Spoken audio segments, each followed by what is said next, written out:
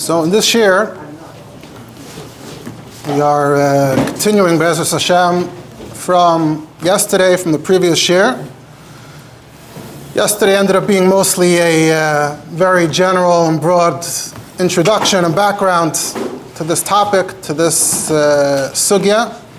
So I don't really want to give a lengthy recap, but in the meantime, I found a few additional points and sources that touch on what was already discussed. And at this point, I can already see we're not going to even finish in part 2, so I know there's already part 3, so you don't have to feel like we're in a rush. We can take our time. Hopefully not overdo it. So yesterday, we summarized in short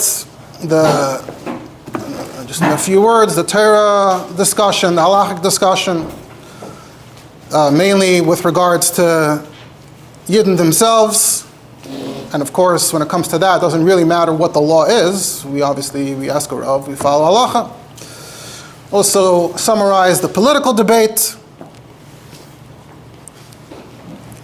Just want to add briefly, in addition to that there's been a lot of polling done on what public opinion is.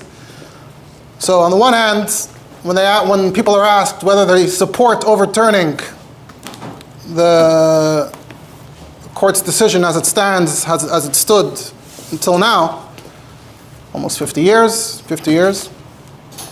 So there's a majority that says they're opposed to overturning it.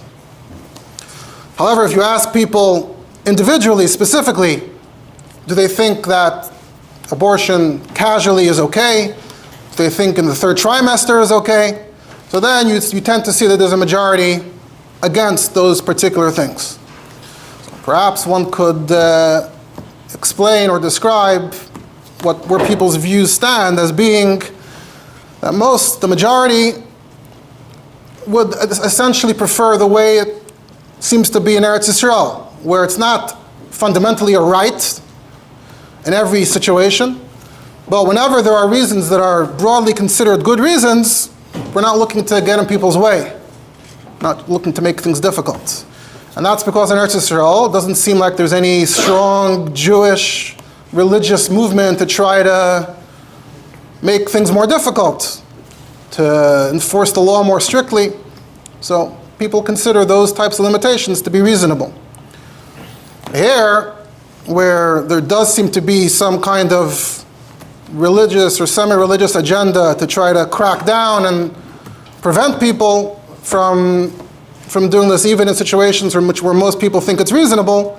So perhaps people view the decision as it stands as being the protection that stands in the way of who knows what might happen down the line. But ultimately, most people would agree that this should be practiced within reason. A person should have a good reason for doing so, and most people would not identify with the more extreme brand of people running around saying, abortion is great, it's wonderful, we celebrate it, etc.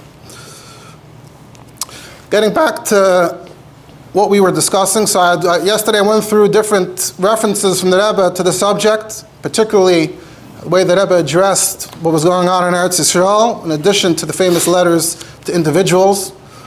So I mentioned this interesting line of Ayakel Lamed Gimel about Choyka Apala, while as far as I know, there was nothing going on in Eretz Yisrael at the time, as opposed to the United States. I still haven't found any additional information on that. But then, as I said, a few years later, starting from 74, 75, 76, there was this law and going through the legislative process in the Knesset.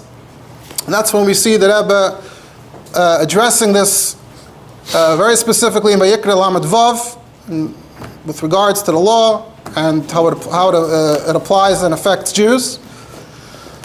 So in this context, I would like to add that I looked it up now. If you look in the Hapardis, so Hapardis was a journal that was edited by Simcha Elberg. He was the head of the Agudas HaRabbanim here in America. And if you're ever interested in the history, if you ever want to know what the Frum Oilam was excited about at any given time, so that's a good place to look. get a lot from Eretz Yisrael there, but you see what the American Rabbanim were picking up on with regards to Eretz Yisrael, which things got them exercised. And it's an enjoyable read. Quotes the Rebbe there a lot as well. We know that he had, of course, a connection with the Rebbe. So if you look in the issue of Ir Lamed Vav, and as far as I could tell, that's the first time. So Haparidus begins with an editorial, Chok Hapalot Malachutiyot. And he writes that as of now, so Nisan Ir Lamed Vav, the Knesset passed, or I don't know what the correct, precise terminology in English would be, but this law was a Hachlata B'Kri'ah Rishona.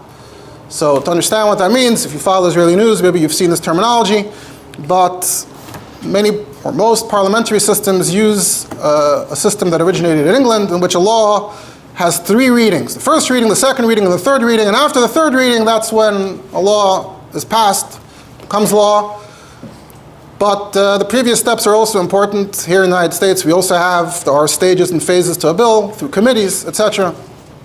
So, but the Kriyah Rishona doesn't mean the law is fully passed, but it means it's certainly generally well on the way to being passed. So that's, it seems, what happened then, and that's why the Rebbe was already referring to a law in Lamed Vav, even though generally it's described as being from Lamed Zayin Lamed Ches. So there's a Kriyah Rishona, large majority, he says, to permit abortion, make it official now.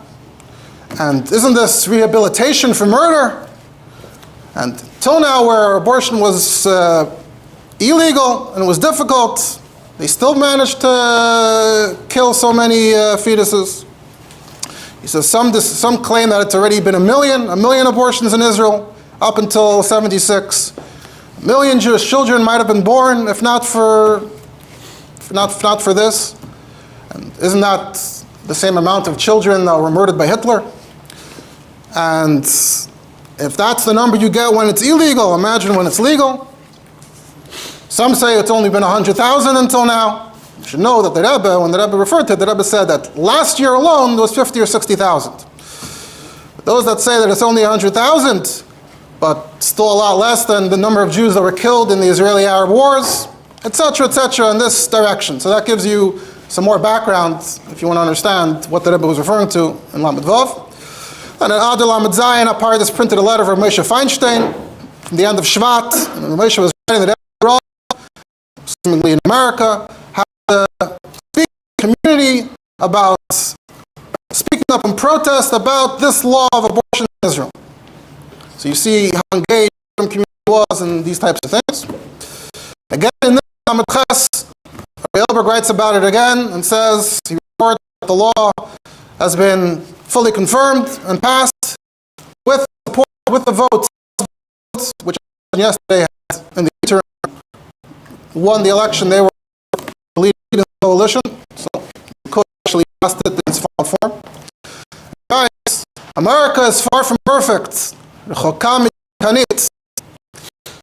Well, is conflicted and away from a tough battle to prevent the like this. The Knesset itself is voting in favor. What does he mean by that? So, what's the distinction he's making between America and Israel? So either he means that America passed law, right? It's sort of dictated from the court.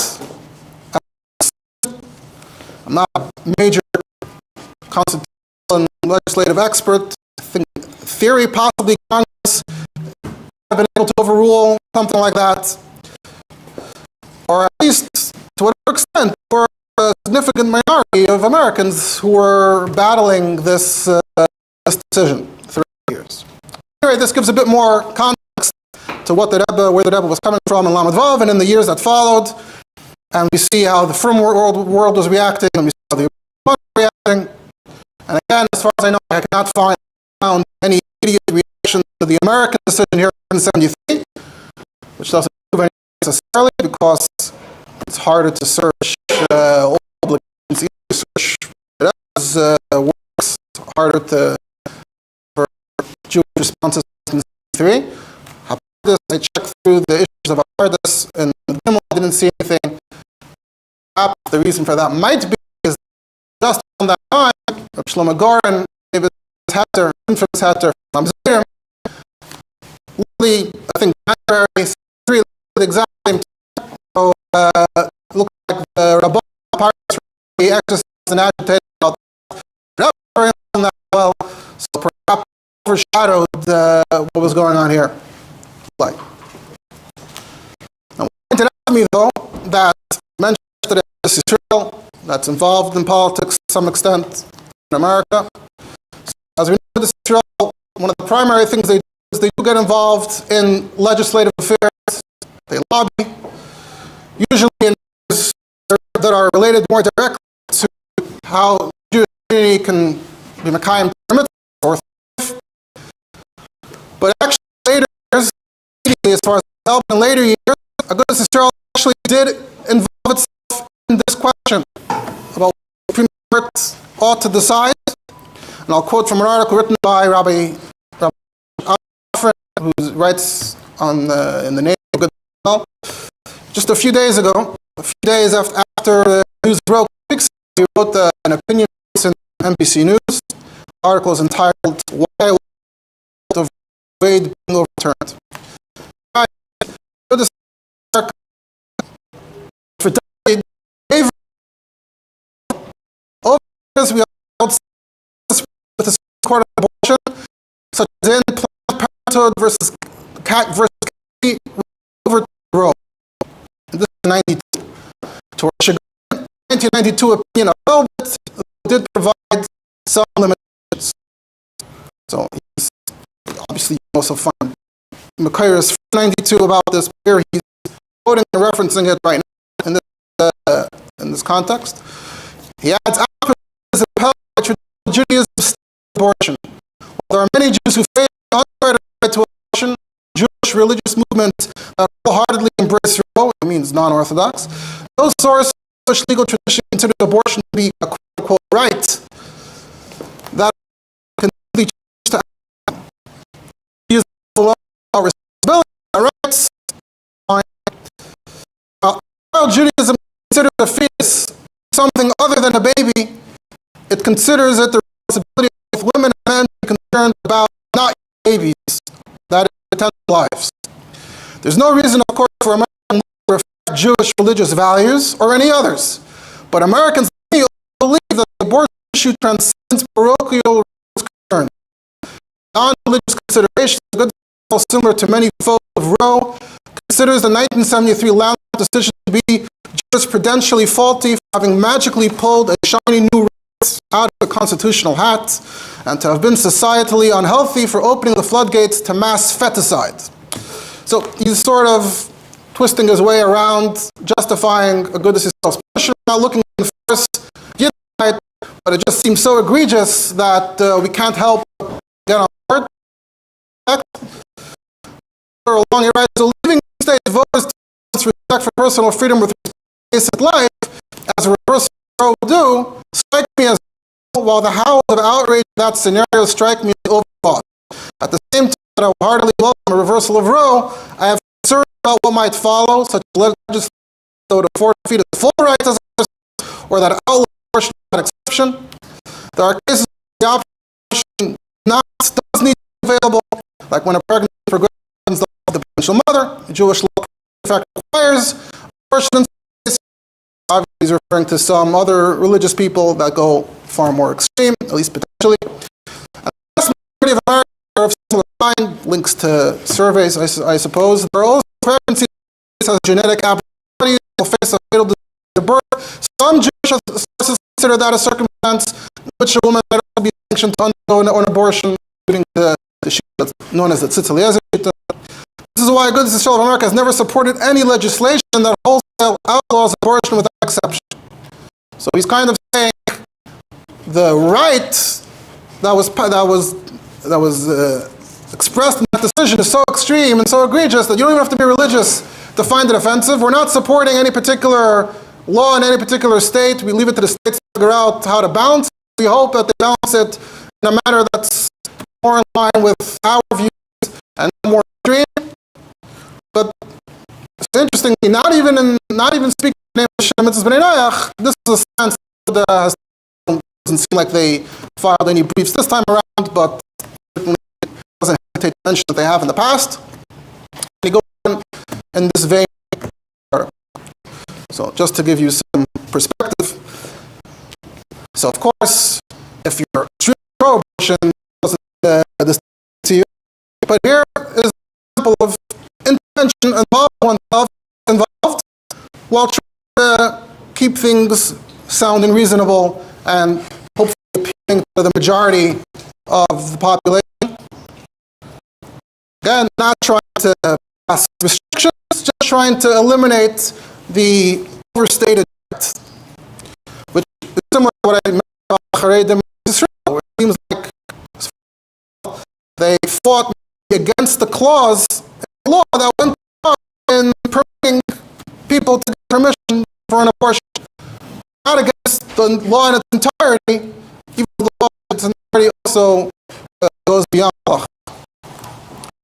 So this all emphasizes, again, considering how it has handled at least later years, about what happened right away. Yet we see that Rebbe didn't do this in any way or fashion. And like I said, it didn't seem like the firm world had even developed a position at the time. Like I said, sometimes the Rebbe is content to rely on others, but it doesn't seem like they had developed an opinion. So you would expect for them to say something. So that to illustrate that point. What I do want to add, the record of what the Rebbe said on this topic, is that actually two clear references from the Rebbe with regards to abortion in the context of non-Jews. Now really, I was preparing this yesterday, I remember there was a famous conversation between the Rebbe and the Sgan Rebbe, the new Sgan Rebbe at the time, was Toshin Mem. That's generations before all the excitement you may have heard about recently. The column now is known now as Ikvei Abirim. So he was the new Rebbe and Thomas Tafshin. They came and had a conversation with the Rebbe would when the Rebbe wanted him to visit.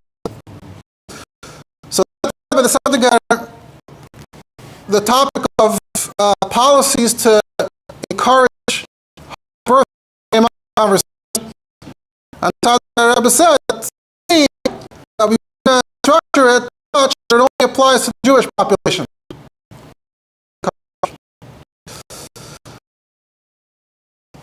Disagreed, which is seemingly very surprising. That's why surprising it is considered in the context in how one would agree that population numbers themselves secure threat.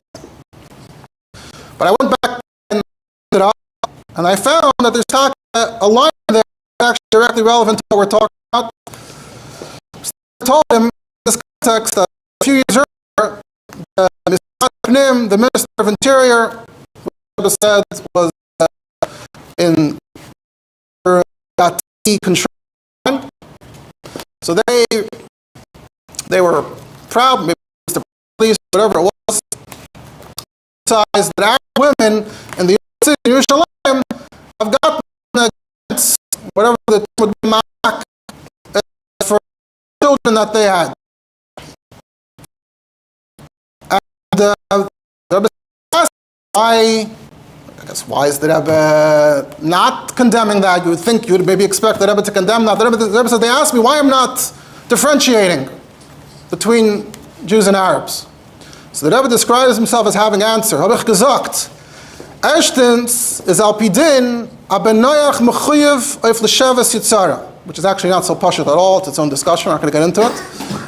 Danach is mechuyev auf hepech haretzicha. Was das ist eine von die Sheva Mitzvos b'nei Noach. Danach is Yid mechuyev zen as ben Noach soll mekayim sein seine Mitzvos. That's how the Rebbe quotes himself. This is actually a pretty important source, because here the Rebbe is literally talking about our responsibility that we have towards them in this area, in this arena. One can also note that the language of the Rebbe again here is hepech haretzicha, which ties into what I mentioned yesterday about the discussion over the Rebbe's language when the Rebbe refers to this. using the word Ritzicha? Is that taking a side in the halachic debate? And in addition to the possibilities that I said then, we can add the pulpula, that here the Rebbe is talking about Bnei Noach, so maybe for Bnei Noach it's taka like Ritzicha Mamash. Fine. But like I said, the overall context though is the Rebbe saying we should therefore give them grants. We should also include them in these policies. There was no additional context or significance to the Rebbe saying Sheva Mitzvos, Ritzicha, or Mechuyev, and therefore we should include them in these policies. While I found that, I found another sikha from Shlach Tafshin Mem. At this time, those months the Rebbe was talking about family planning, as is well known. Recently, there's a whole article written up in English summarizing all of those sikhs and minus.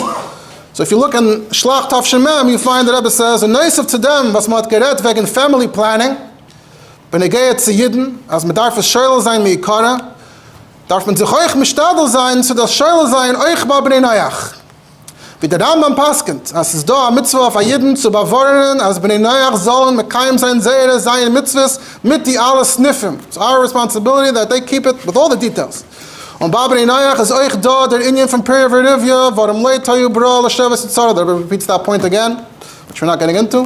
But noisef lazeh, Kame Inyanim, was mit tut in dem Inyan, seinen an Inyan von Ritzicha und Gzela. Gzela also. Was der Fahr darf man das bewahren, euch bin ich zu sehen. Durch den Ruf, was man wird reden mit der Goy, wird das Guffe peilen, euch auf sich, dem Jeden allein. So, Rebbe, unprovoked, so to speak, just brought it into the conversation and said, by the way, the Yid's Mechuyev and Bnei Noach Sheva Mitzvos, they have Perverivia, they certainly have the Inyan of Ritzicha involved here, so therefore it's Bavarnin, and it will ultimately reflect back and help us as well. So again, the context here is having influence, but it's very clear that the context is specifically positive influences, pro-large families, a message that's pro having a large family, which is what the overall message of all these sikhs were, even to us. So it's also worth noting, though, that these sikhs are there. Back to summarizing where we were holding. So then, continued, we brought where we see how the Rebbe did get involved with the fight over the law in Eretz Yisrael. We emphasized how, in contrast to that, as far as I know, there's utter silence about this issue here in the United States. Pointed out that already in the end of the 70s, you started hearing voices within the Frum community that we need to side politically with the right, and they're fighting for our values against the left that's trying to undermine and destroy our values. And of course, it's only that notion has only spread in our community since then.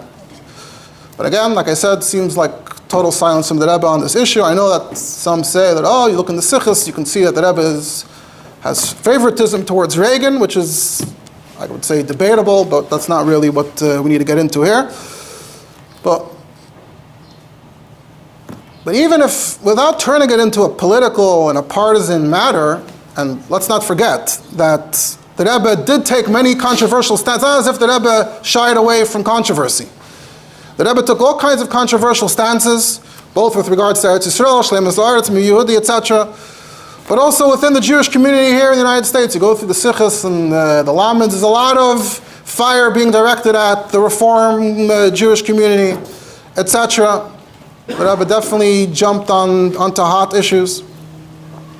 And of course, due to the whole Shleimus La'aretz thing, so in Eretz Yisrael, there definitely is more of a feeling that Chabad identifies with the right in Eretz Yisrael and not with the left. And in fact, the Rebbe would use this terminology, right, left, Yamin, Small, when the Rebbe was speaking in the context of Eretz Yisrael.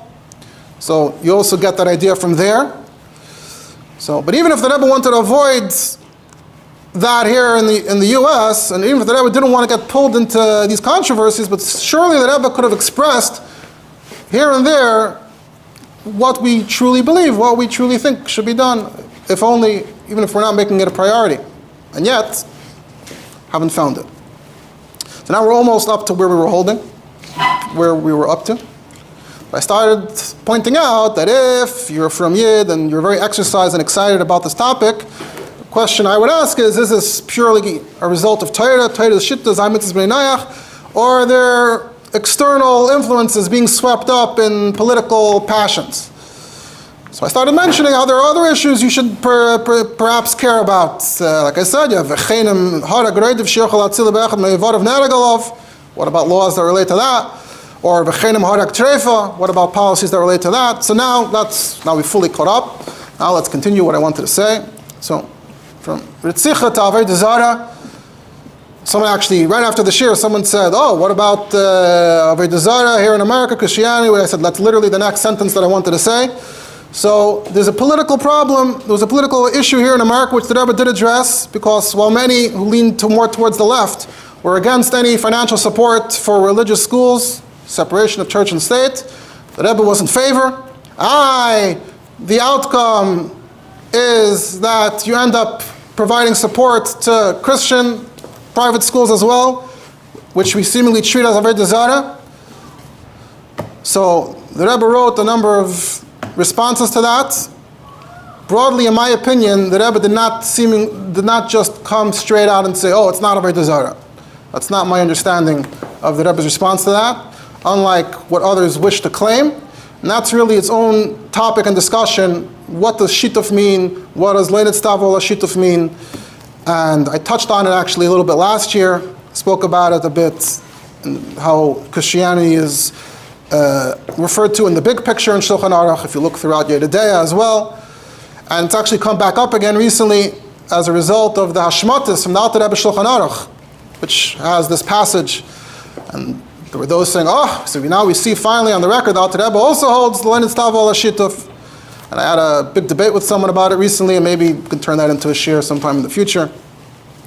But what it looks like from that whole episode is that the Rebbe's first consideration isn't necessarily a literal adherence to Sheva Mitzvos B'nai Noach. Because if that was your top priority, so then you probably don't want any funding to strengthen that.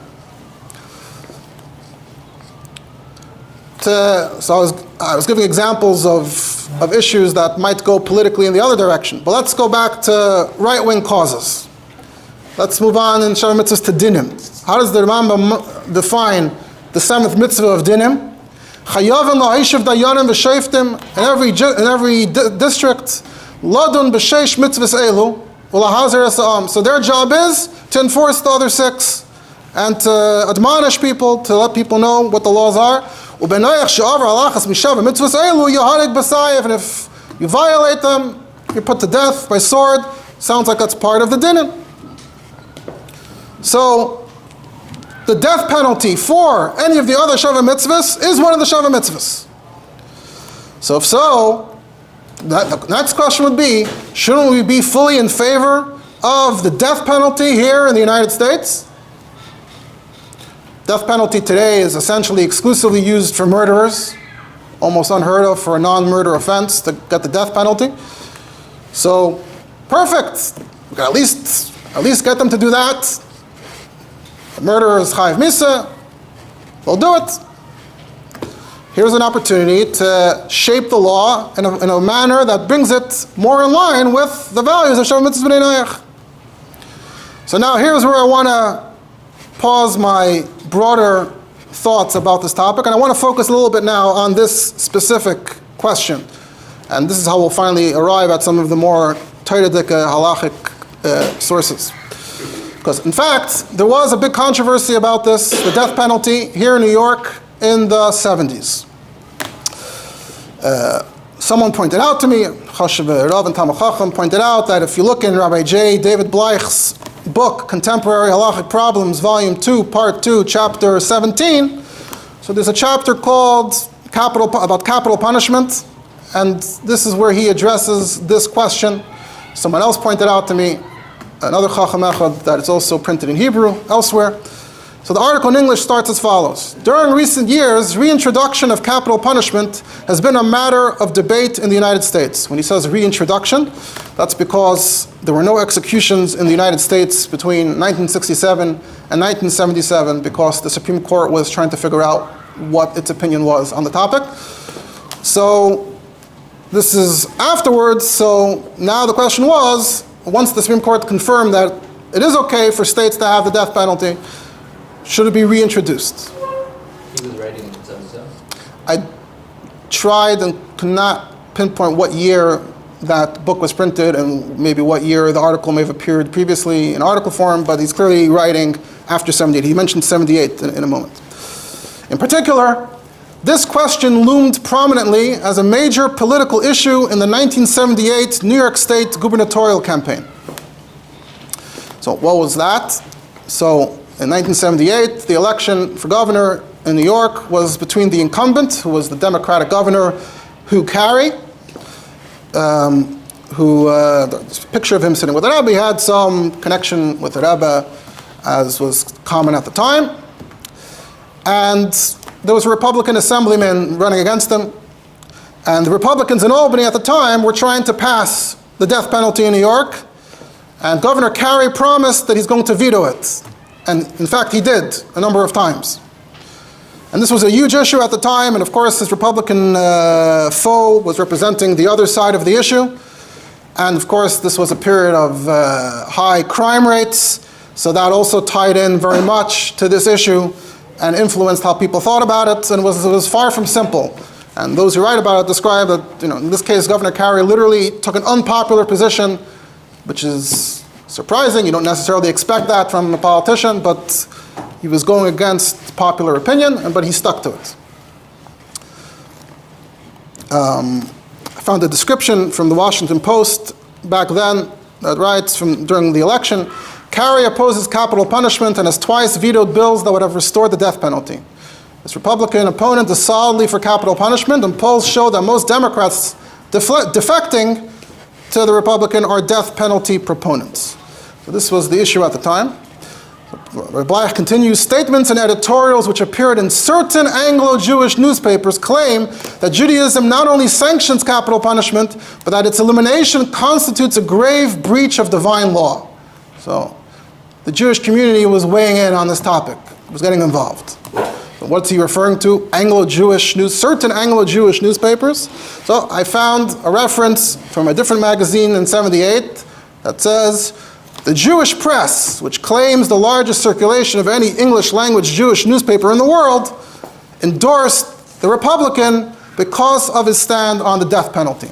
So this ties into what I mentioned yesterday about the election in 1980 and the Jewish press taking Reagan's side and beginning that trend in the frum world, even though Aguda and those types were still with the Democrats. In fact, I found online that Rabbi Victor Miller, who I mentioned yesterday, and who presented this a very strong political stance on this issue. So he addressed the topic as follows. On one tape, he's recorded as saying, the purpose of revenge is in order that wrongdoers should be punished. We must be angry at wrongdoers, and that's why it was a very great crime that a certain Orthodox Jewish organization worked hard to get Governor Hugh Carey elected. That Orthodox organization committed a great crime against the Jewish people because the restoration of capital punishment is of the utmost necessity for checking crime.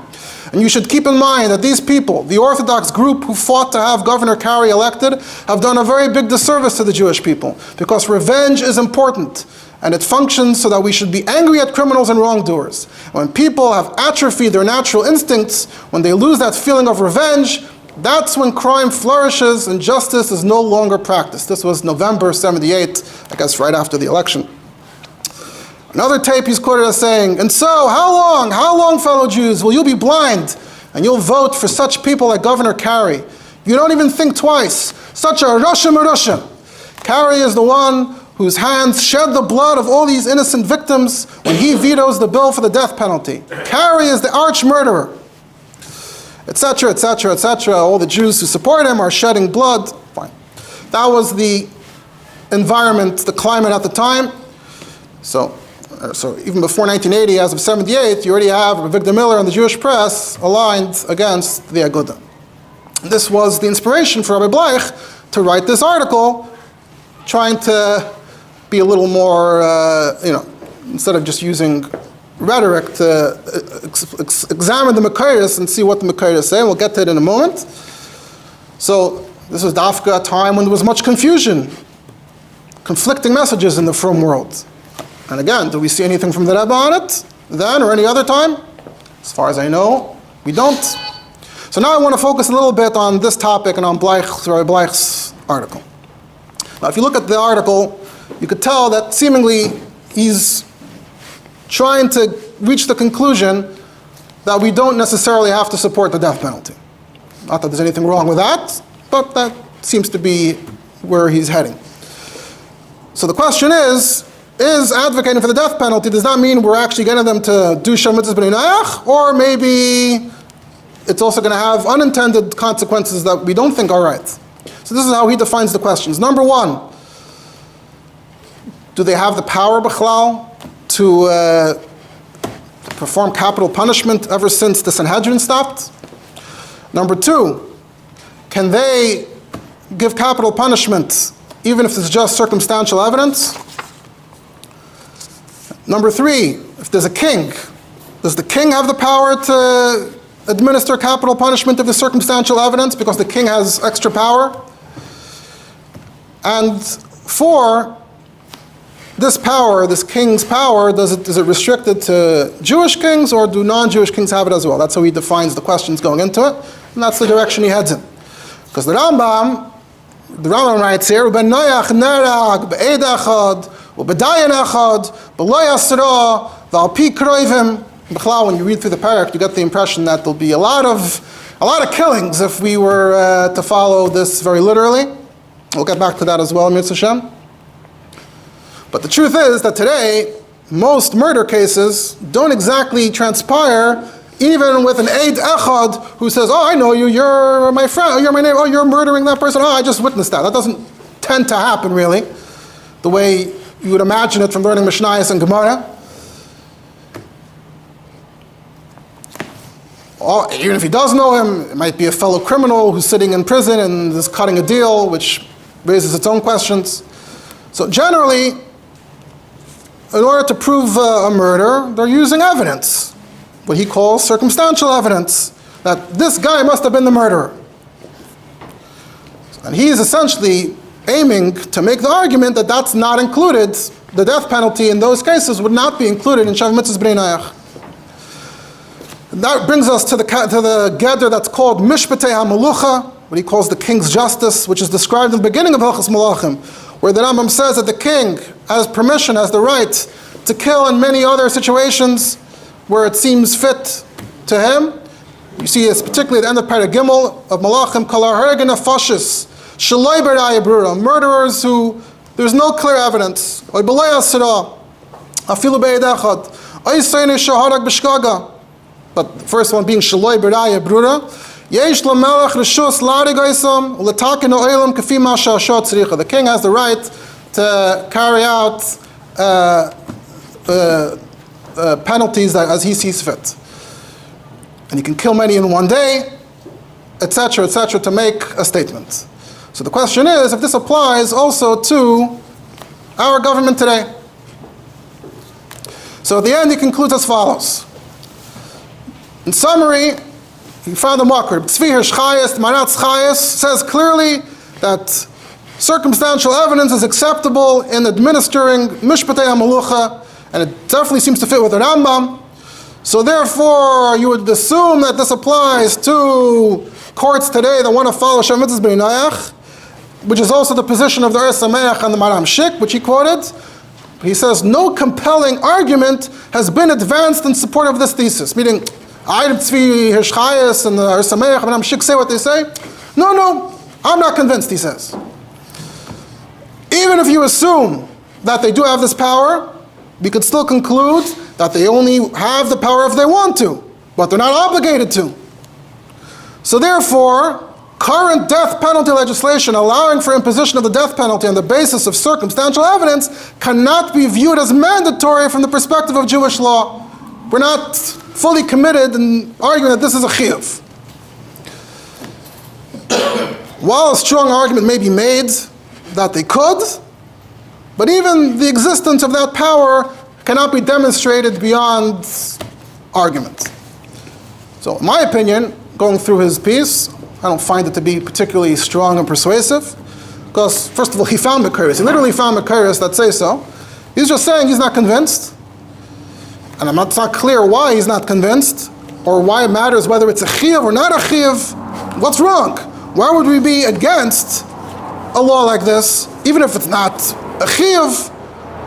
And if our values, as Rabbi Victor Miller claimed, demand that we enforce the death penalty, and it already exists as mishpat hamalucha, so what's preventing us? It has to be a chiyuv in order for us to support it. What should be if Chas V'Shalom Yid gets charged? So we're going to get to that shortly. That is one of the questions, yes. So, seemingly, if the law is on the books, we're closer and more in line with the values of Sheva Mitzvos B'nai Noach than before. That should be enough, no? I want to add and address that some might make the argument that b'chlal there's no point of any laws that are in line with Sheva Mitzvos B'nai Noach as long as it's not done with the right kavanah b'pnei shetziva b'en HaKadosh Baruch Hu b'Torah. Without that, who cares?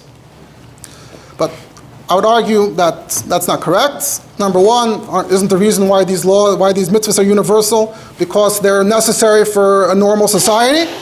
So seemingly the result is just as good, even if you don't get there the right way.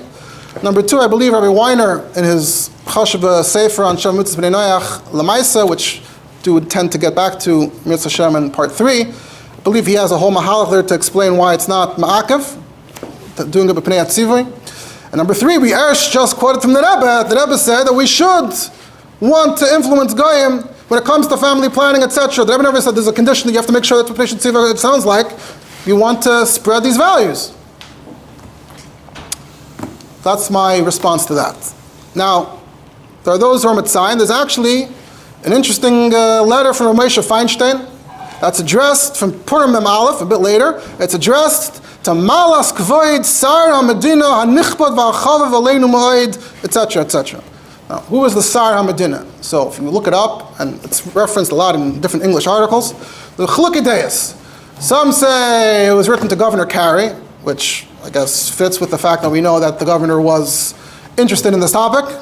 But others say that it was written to someone in the Reagan administration.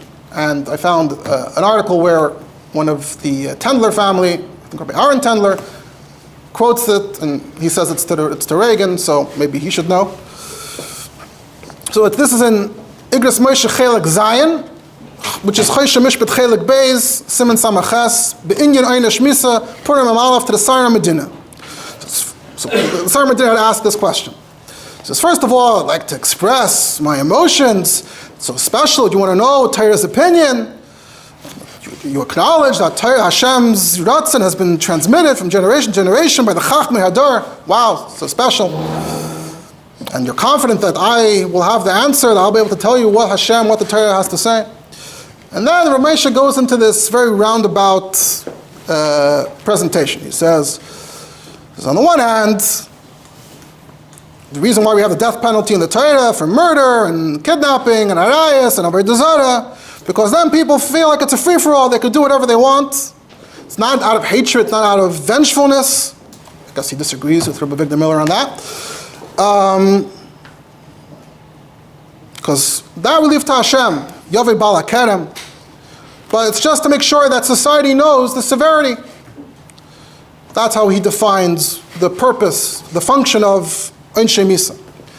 On the second hand, he says, we also care about the sanctity of life, and therefore, Din Nefashis is something that we're very, very conservative about. Only Api Sanhedrin, only the top Gedolim, B'Yaiser, and Chachmas HaTorah can be involved in the Sanhedrin, etc., and all the other conditions you need to have to be in the Sanhedrin. And you can't even have an elderly person who may have forgotten Tsar Gidul Banim, or someone who's childless, maybe they're lacking Rachmanus. And you need to have a 23-member Sanhedrin. And you need to have other shudas of Gedolim B'Torah that are sitting in front of them. Because they can speak up, they can catch a mistake.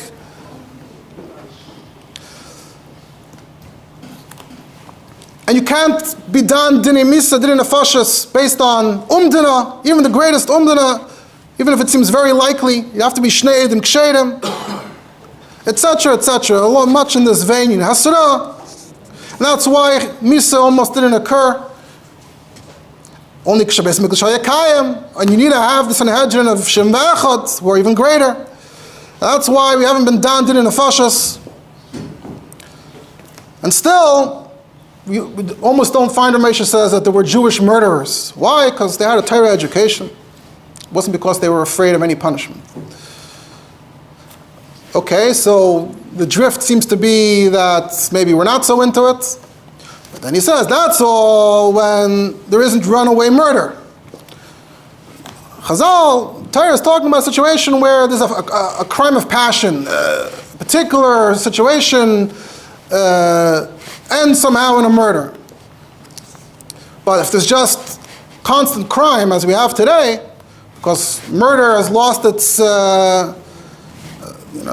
severity, or there's just a large quantity of murderers, so then how you done in Lamigdar Milsalam Noya Maiser at Sichashu Atzalas Samadina. So then you want to maybe enforce the death penalty, which strengthens society.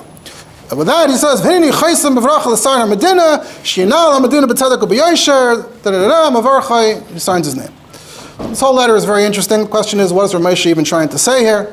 What does the whole thing about Sanhedrin have to do with this? Seemingly, when it comes to Bnei Noach, where there's nothing about being so careful and concerned, and what does this have to do? And it's not totally in Sanhedrin, and maybe we'll get back to that.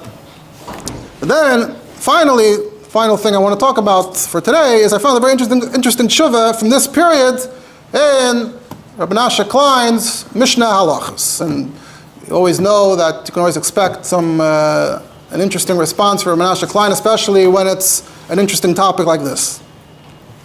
So in Mishnah Halachos Chelik Tes, Siman Shin Tzadik Vav, there's a tshuva be'inyan I yesh la'oider das hakol ataken achoik lareg haritzeach adam, and it's back from 78, from Tishrei of 78, and it's addressed to Rav Agoyin, etc., Rav Rom Doiv Hecht of the Igad Rabbanim of Artis Abris.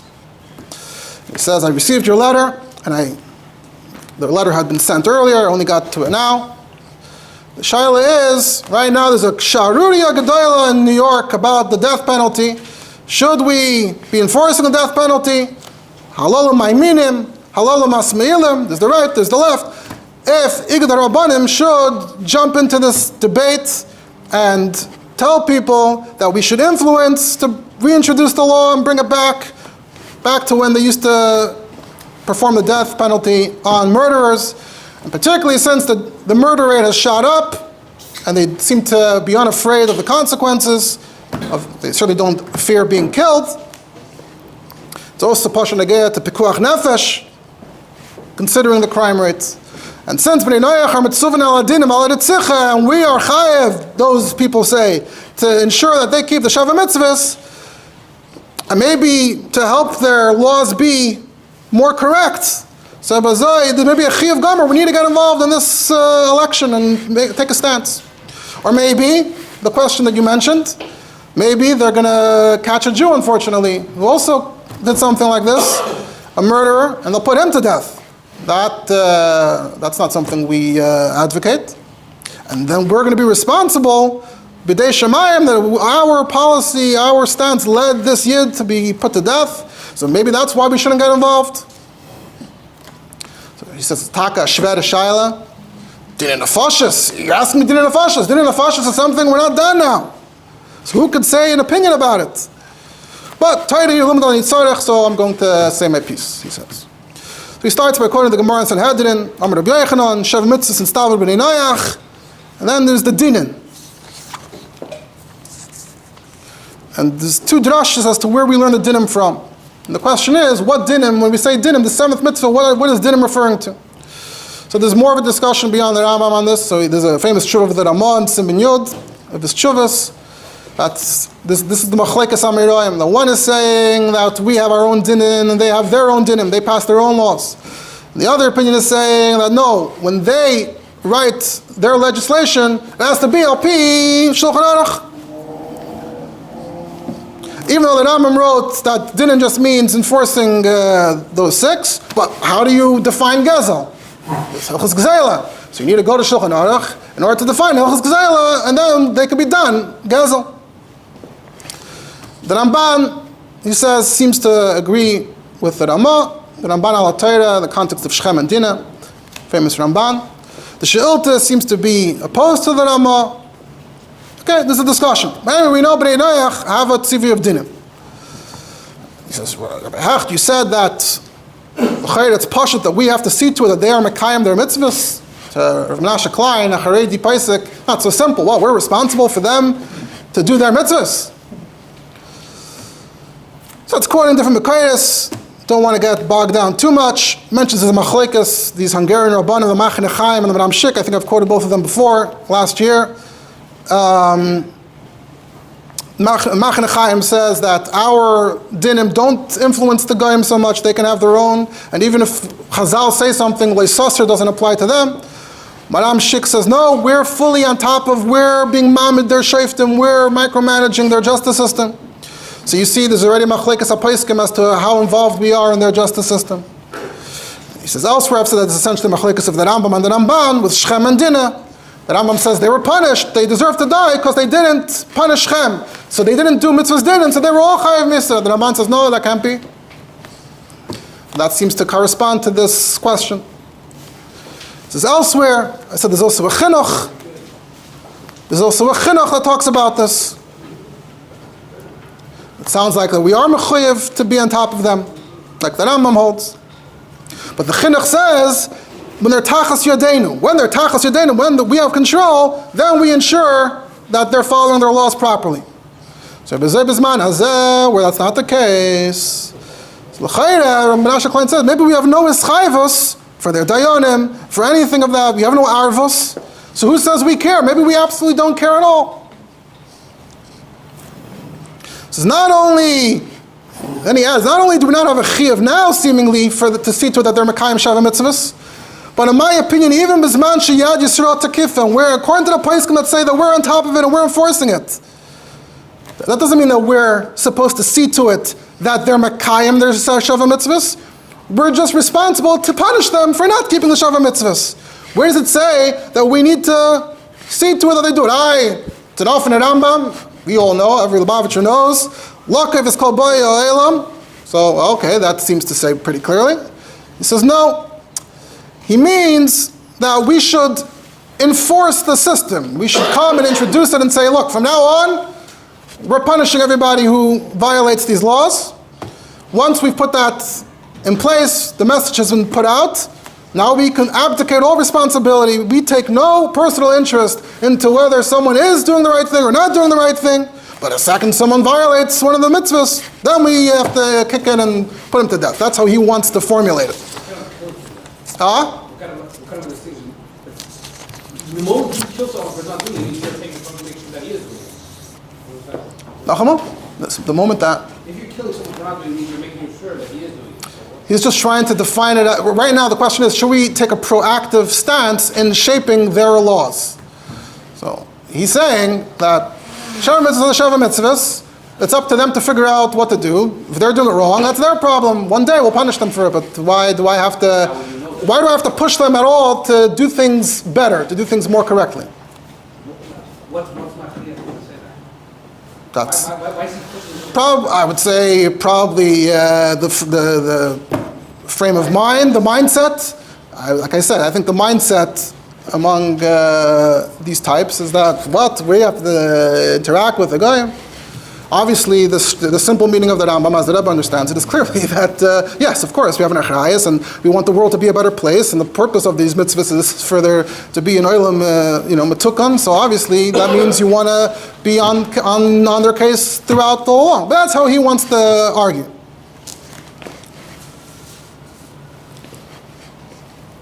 He says, truth, though, is that one of their mitzvahs is to punish the other ones. That's one of the Sheva Mitzvos. And someone who's a murderer should be put to death. And they can't change the halachas. It's not like they can pass their own laws and their din and overrule the din Torah that says that a ritzach is chayav misa. They can't come and say, well, our din and say otherwise. We're being mekayim mitzvah's din and therefore he's not chayav misa. No, we can't say that. That's something that I want to really talk about in part 3. But the standard assumption is that, of course, they can't override the punishment. And even if they all come together and they vote to change it, it's nothing. And they'll all be chayiv misa because they were all over on dinim. So it's not just about encouraging them to be good people, to keep mitzvahs. Every ritzach is chayiv misa. That's the outcome we want. And we know that Rabbi Noach is nerag be'ed echad, Rabbi Dayan echad, Baal pi atzmai, etc., etc. The Cham Tzvi says, a guy who sees another guy being over in Sheva Mitzvos, he has to be done over hargay al mekayma. He's the aid, he's the Dayan, he has to carry out vigilante justice like in that situation.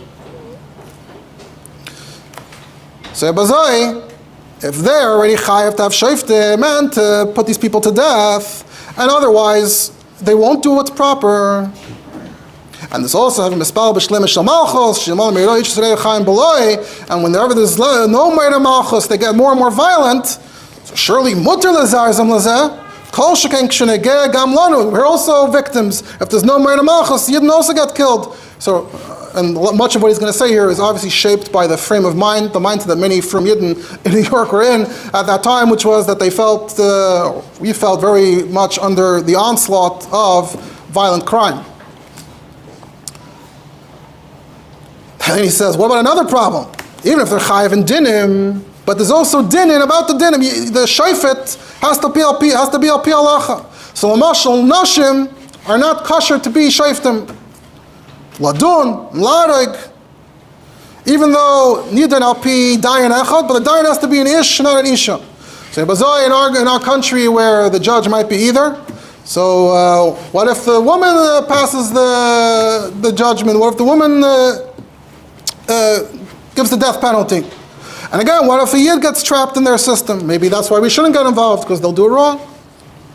But la'achar yishuv, after reconsidering it, ein lachush, and this is the direction he goes in now, even though ordinarily he wouldn't be so excited about getting involved in influencing, but like I said, seemingly the crime problem is shaping the rest of this discussion. So he says, they're supposed to be performing capital punishment. They're supposed to be doing the death penalty. And we're just trying to move them along to do what they're supposed to do. There's no isser in that. Maybe it's even a mitzvah. And the outcome will be good. There'll be fewer murderers. And we'll save many Yidden who are falling victim by the murderers week after week. He says, I got statistics that every week on average, at least 2 Jews are killed in New York. I haven't checked his numbers, but that's what he says. So that means 100 Jews are killed a year in New York through these murders. So if they have the right judges, great. And even if they have a woman, no, that's not our achrayas, that's their problem. They got it almost right, they did something wrong, that's their mistake. The shaila is, he says, what if they do the wrong thing and she's appointed? Would her din be a din, or would it not be a din? He says, there's a whole discussion about Devaida, Isha Neviah. Seems like, even though you're not supposed to, but at some point the Yidden did, seems like her judgments were binding. Maybe, even if it's wrong to do, but maybe once she's elected, she's appointed, maybe even the Torah would acknowledge that the din is a din. What about a Yid getting pulled into the system and will be at fault? So he says, no, and for the last 2,000 years, wasn't the government putting Jews to death? Putting murderers to death, including Jews?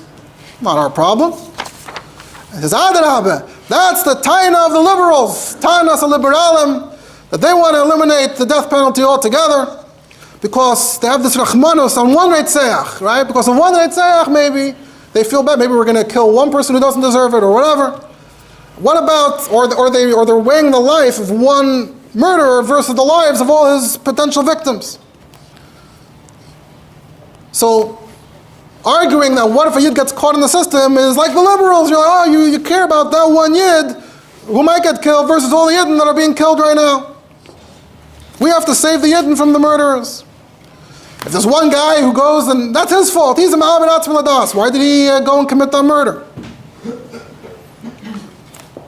Obviously, one could potentially question, we know sometimes that the justice system actually sentences the wrong person. So what if they sentence a Yid incorrectly?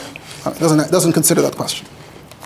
He's assuming that there's so many murderers that surely all the people they catch are genuine, the genuine article. He quotes a Gemara, a Nida, about the idea where sometimes it's usher to save someone.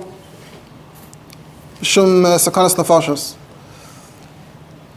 And now he quoted Tzemach Tzedek, but not our Tzemach Tzedek, the first Tzemach Tzedek who lived in the 1600s, Nikolsburg, Menachem Mendel Krachmal. He was the first Menachem Mendel Baal Tzemach Tzedek. So he has a tshuva, shtickle famous tshuva, about a yid who was killed on the road, and they know who the murderer is. And they can actually get the law to go after him. Can the community force his relatives to get the ball rolling, to make sure he's punished? So the Tzemach Tzedek said, you have to force the family to get involved, and that's related to the concept of Goyal Adam. And even if there's no Goyal Adam, it says back in the original din of Goyal Adam, based in Mamidin like Goyal Adam. So there's a mitzvah to get rid of the Ritzeach. And if you can't kill him, but you can spend money on lawyers or whatever it is to get the authorities to do it. So you have to spend all your money. It's a mitzvah. Not only you have to spend your money like any other mitzvah. You have to teach your son Torah. You have to give your son a bris. So you also have to spend money on this. You have to spend money on that if you can't do it yourself. So the Goyal Adam has this responsibility. And you can't say that, no, all Goyal Adam in the Torah is talking about a yid who killed another yid. This is a guy that killed a yid. No, the guy is even more of a svara that we want revenge, no? So you have to pay all the expenses to the judges, to the law, whatever it is. So you see from the Tzemach Tzedek that there's a chi of Goyal Adam to ensure that justice is meted out in any scenario of murder. So we see Yidden being killed. Chas v'shalom, it looks like their blood is hefker.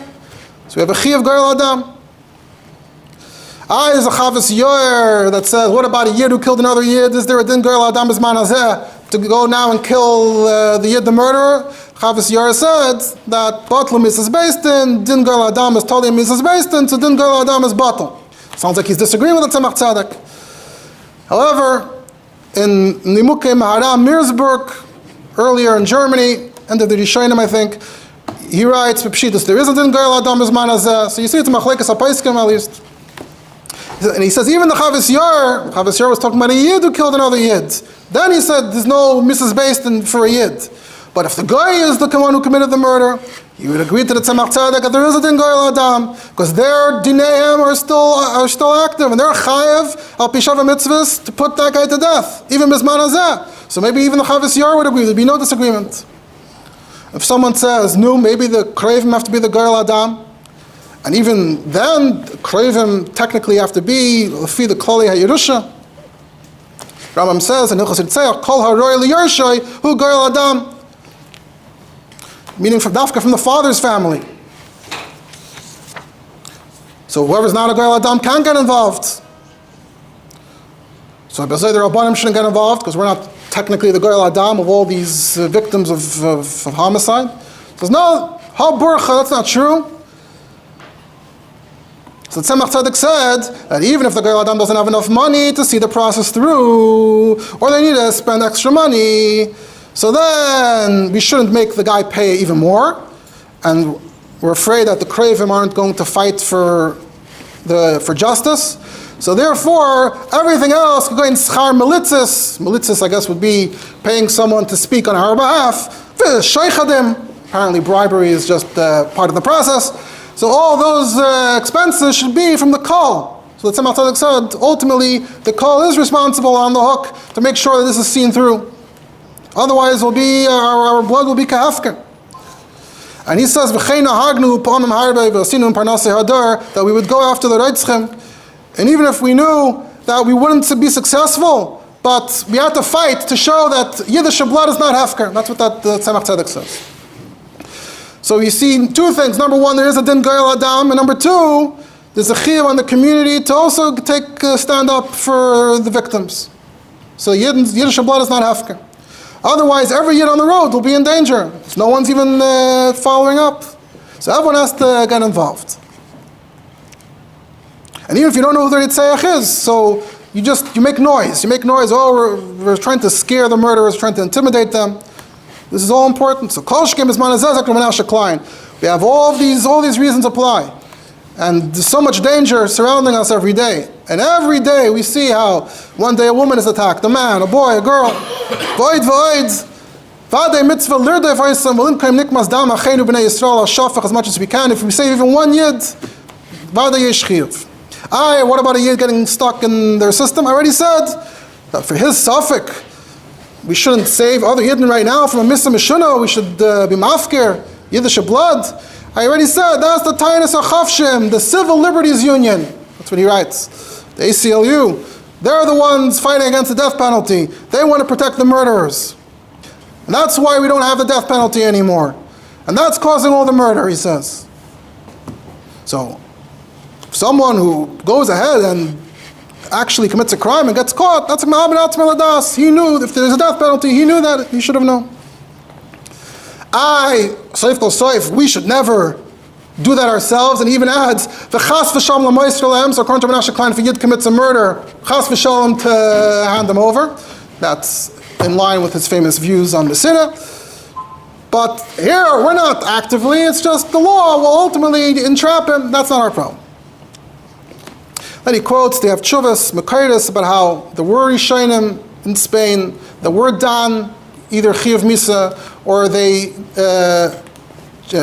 chop people's limbs off. Interesting mekayris we have about that. The Rosh has chuvas, about cutting a woman's nose off, and things like that. And either there were parats ba'avera, or the Goyim had more stringent laws themselves, so if the Jews were not enforcing similar laws, it looked bad for the Jews. So there's this whole history and context for that.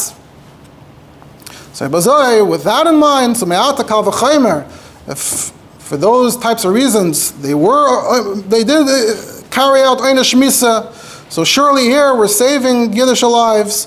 Surely we should want to get the non-Jews to carry out the death penalty. At least it's l'migdar milsa. And again, chas v'shalom, that we would be saimik with din fascist to have a yid directly killed, that we can't do. But this is overall migdar milsa. He concludes, he says, if you listen to me, I would say that we should create our own committee of lawyers or important people that should be the counterpart to the Civil Liberties Union. The Civil Liberties Union is out there defending every murderer. So we should have an organization fighting them that gets involved in every court case to make sure, to see to it that the murderer is put to death. And wherever they detect the judge being lenient, they'll intervene and try to point to the laws in the books and try to increase the punishments as much as possible. And even if we can't force everyone, but we can at least organize a committee like that, and they can try as much as they can. Wherever they see, especially with this Yiddish victim, they should be the Goyal Adam together with the Goyal Adam Ha'amiti. And then they'll see that Jewish blood is not hefker, it will be a Kiddush Hashem, Ukmei Be'emes, also B'Kran Heights, B'Williamsburg, Tzas, B'Mekayim Hashem, and it helped. So maybe even more intervention in the courts would be helpful. So, sort of leaned a lot on these other points, but along the way he also discussed this question as to whether we should be seeing to it that they are Mekayim the Sheva Mitzvos. It seems like he kind of accepted that's a good point, although he's not fully on board with the whole idea of Stam telling people what to do with Sheva Mitzvos. But considering these particular circumstances, surely there's a lot of precedent for that. And he ends off with his wishes, and I think we'll pause this discussion here. But that, in short, or at length, was the controversy, the debate that you had in 1978 with the death penalty. You could see how Rabbanim did intervene at the time, did say their position, their opinion. So this gives you another idea as to what that might look like. What a world in which we're giving our input, stating our opinion about American law might look like. And again, like I said, it seems like the Rebbe was not involved in this at all. The Ram Dev Hecht surely was in touch with the Rebbe, and as far as I know, nothing from the Rebbe on this to be continued.